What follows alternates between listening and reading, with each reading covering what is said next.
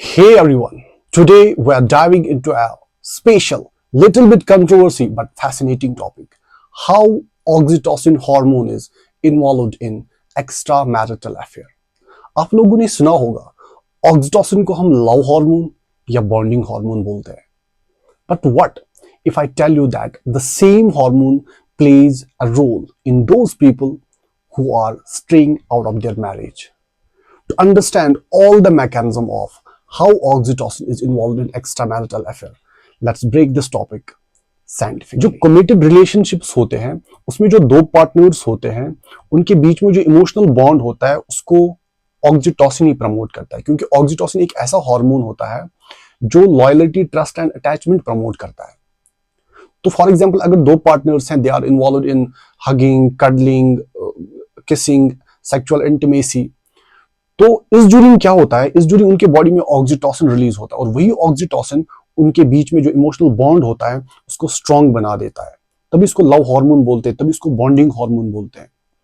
लेकिन ये जो ऑक्सीटोसिन वाला हार्मोन है, it doesn't care about the status of your this relationship.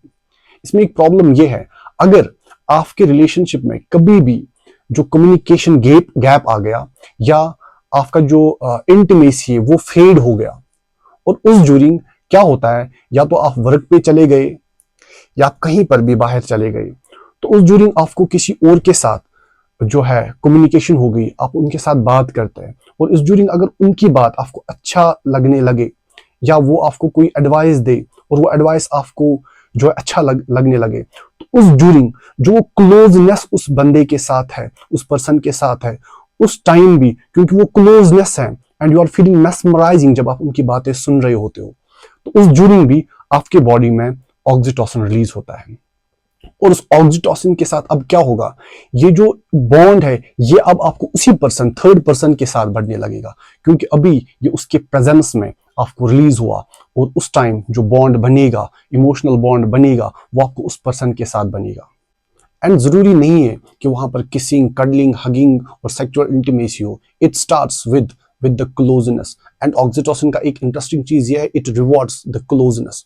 और जब आप फिर अपने पार्टनर के पास जाते हो, वहां पर आपको कम्युनिकेशन गैप फील होता है, वहां पर आपको इंटीमेसी जो है उसका जो एब्सेंस लगता है, तो आपके बॉडी में ऑक्सीटोसिन जो है वो रिलीज नहीं होता है एंड यू फील लाइक वो पार्टनर आपका जो है उसके साथ आपका जो क्लोजनेस वो फील नहीं होता है.